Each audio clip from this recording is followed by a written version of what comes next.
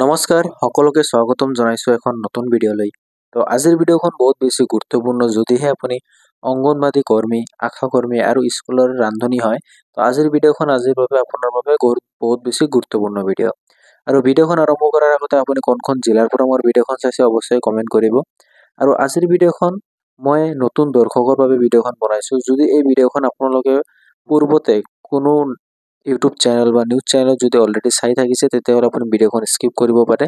যিসকল নতুন দৰ্শক মোৰ চেনেলৰ সেইসকলৰ বাবে এই ভিডিঅ'খন বনোৱা হৈছে। তো আহক আজিৰ ভিডিঅ'খন আৰম্ভ কৰোঁ। আৰু কেবিনেট বৈঠকত কি এটা এই ৰান্ধনী, আশা কৰ্মী আৰু অংগনবাদী কৰ্মীসকলৰ দৰমহাৰ ওপৰত কি এটা কথা আহিছে সেই সকলোত আমি আলোচনা কৰিম। তো বলক ভিডিঅ'খন আজি আৰম্ভ কৰোঁ। তো এইখন কি আহিল, আজি 13 ফেব্ৰুৱাৰী 2025 তাৰিখে মহিলা ও শিশু কল্যাণ মন্ত্ৰী অজন্তা নেওগ মহোদয়ে অসম ৰাজ্যিক অংগনবাদী কৰ্মী আৰু সহায়িকা সন্থাৰ সৈতে আলোচনীত মিলিত হয়। তো ৰাজ্যিক বিষয় বৰ্ণীয়ৰ 4গৰাকী নেতৃবৃন্দে আলোচনাত অংশগ্ৰহণ কৰে আৰু নেতৃবৃন্দই মাননী বৃদ্ধিৰ প্ৰস্তাৱ কাৰ্যসূচী কৰাৰ লগতে 4টা প্ৰয়োজনীয় দাবী দৃষ্টিৰ গোচৰ কৰি এখন দাবী পত্ৰ দিয়া হয়।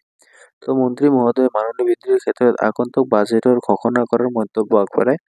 বাকী দাবীবোৰ বিবেচনা কৰাৰ আশ্বাসো দিছে। ধন্যবাদ। অসম ৰাজ্যিক অংগনবাদী কৰ্মী সহায়িকা সন্থা।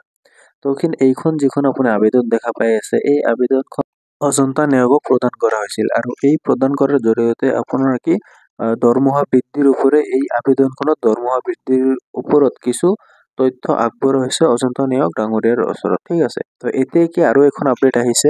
তো অৱশেষত বৰঙগুৰিৰ CITCUৰ অন্তৰ্ভুক্ত অসম ৰাজ্যিক অংগনবাদী কৰ্মী আৰু সহায়িকা সন্থাৰ নেতৃত্ববিদক ফোন যোগে মান্তি নি আলোচনাত মিলিত হয় অসম চৰকাৰে গঠন কৰি দিয়া কেবিনেট উন্মোহিত অধ্যক্ষ তথা মহিলা আৰু শিশু কল্যাণ মন্ত্ৰী মাননীয় অজন্তা নেওগ মহাশয়ে আলোচনা সন্তোষজনক বুলি জনাইছে সংগঠন নেতৃবৃন্দই। ঠিক আছে।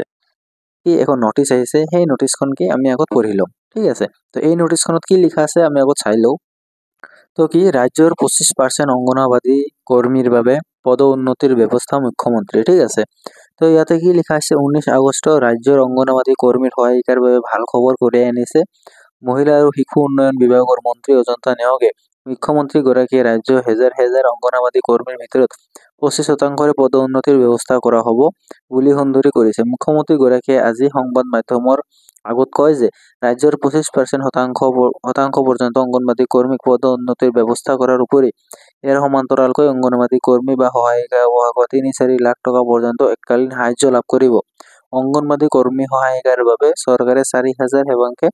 ইয়াতে কি কৈছে যে এককালীন আশা কৰ্মী অংগনবাদী সকলৰ এককালীন কি 3-4 লাখ টকাকে এটা সাহায্য প্ৰদান কৰিব এই বুলি মুখ্যমন্ত্ৰী ডাঙৰীয়াই কি এখন ব্যৱস্থা গ্ৰহণ কৰিছে।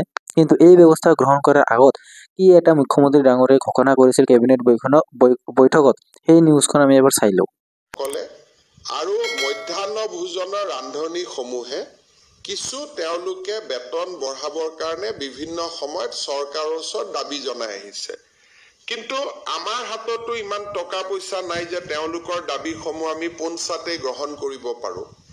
আমাৰ বিত্তমন্ত্ৰী অজন্তা নেওগ, মন্ত্ৰী পীযুষ হাজৰিকা আৰু মন্ত্ৰী অশোক সিংঘাল, এই যিখিনি আমাৰ ডিপাৰ্টমেণ্ট ইয়াত ইনভলভ হৈ আছে, এই তেওঁলোকক লৈ আমি এখন সৰু কমিটি কৰি দিছোঁ যাতে বাজেটৰ সময়ত বা বাজেটৰ পিছত উপযুক্ত সময়ত মধ্যাহ্ন ভোজনৰ কৰ্মী, আশা কৰ্মী আৰু অংগনবাদী কৰ্মী সহায়িকাসকলক আমি কি সহায় কৰিব পাৰোঁ, তেওঁলোকে যিমান খুজিছে আমিতো সিমান কৰিব নোৱাৰোঁ, কিন্তু কি সহায় কৰিব পাৰোঁ তাৰ বিষয়ে তেওঁলোকে বিবেচনা কৰি। তো আৰু এখন পেজ আহিল যে দিছপুৰ প্ৰেছ ক্লাবত মধ্যাহ্ন ভোজনৰ কৰ্মচাৰী সংস্থাৰ সংবাদ মেল, মানে এখন স্কুলৰ ৰান্ধনীসকলৰ বাবে মাননী 5,000 টকালৈ বৃদ্ধি কৰা দাবী। তো 5,000 টকালৈ দৰমহা বৃদ্ধি কৰাৰ দাবী হৈছে 12 আগষ্টত চলন্ত ধৰ্ণা। তো ভোজন সম্ৰাট অনুপ জলাৰটো প্ৰাক পৰিয়াল আদৰণি। আপুনি কি এইখন ভালকৈ পঢ়ি ল'ব, আপোনালোকে ভিডিঅ'খন ষ্টপ কৰি। ঠিক আছে। তো কি আমি এতিয়া নেক্সট এটা পেজত আহিম। তো কি এইখন মধ্যাহ্ন ভোজনৰ কৰ্মচাৰীৰ মাননী বৃদ্ধিৰ দাবী আয়োজিত এখন সংবাদমেলত সংস্থাৰ কাৰ্যসূচী সভাপতি জিতেন ৰাভাই কয় যে 2005 চনৰ পৰা কাৰ্যকৰী হোৱা মধ্যাহ্ন ভোজনৰ আঁচনিত কৰ্মচাৰীসকলে আৰম্ভণিৰ পৰা মাহেকত মাথলি 500 টকাকৈ বৃদ্ধি কৰিছে যদিও ইয়াতে কি আপুনি সকলোখিনি ভিডিঅ'খন স্পষ্ট কৰি সকলোখিনি পঢ়ি ল'ব। যদি মই পঢ়িব শুনাও তেতিয়াহ'লে আপোনালোকৰ টাইম ৱেষ্ট হ'ব, যি কি আপুনি নিজে পঢ়ি ল'ব পাৰিব। অসমীয়া ভাষাতে লিখা আছে।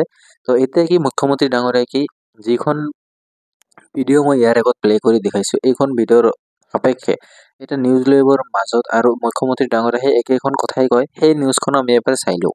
বৃদ্ধি কৰাৰ কথা কোৱা নাই, মই কৈছোঁ তেওঁলোকৰ সমস্যাসমূহ চালি জাৰি চাবলৈ এখন কেবিনেট কমিটি কৰা হ'ব।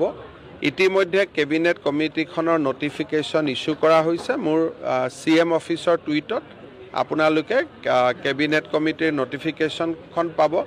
সেই কেবিনেট কমিটিয়ে আশা কৰ্মী, অংগনবাদী কৰ্মী, মধ্যাহ্ন ভোজনৰ কৰ্মী সকলোকে সাক্ষাৎ কৰিব। তেওঁলোকৰ দৰমহা বৃদ্ধিৰ লগতে আৰু বহুতো সমস্যা আছে, সমস্যাবিলাকৰ ওপৰত আলোচনা কৰিব, কৰি তেওঁলোকে কেবিনেটত প্ৰতিবেদন দিব। মই দৰমহা বৃদ্ধি কৰাৰ কথা কোৱা নাই, মই কৈছোঁ তেওঁলোকৰ সমস্যাসমূহ চালি জাৰি চাবলৈ এখন কেবিনেট কমিটি কৰা হ'ব। ইতিমধ্যে কেবিনেট কমিটিখনৰ নটিফিকেশ্যন ইছ্যু কৰা হৈছে। মোৰ CM অফিচৰ টুইটত আপোনালোকে কেবিনেট কমিটিৰ নটিফিকেশ্যনখন পাব। সেই কেবিনেট কমিটিয়ে আশা কৰ্মী, অংগনবাদী কৰ্মী, মধ্যাহ্ন ভোজনৰ কৰ্মী সকলোকে সাক্ষাৎ কৰিব। তেওঁলোকৰ দৰমহা বৃদ্ধিৰ লগতে আৰু বহুতো সমস্যা আছে, সমস্যাবিলাকৰ ওপৰত আলোচনা কৰিব, কৰি তেওঁলোকে কেবিনেটত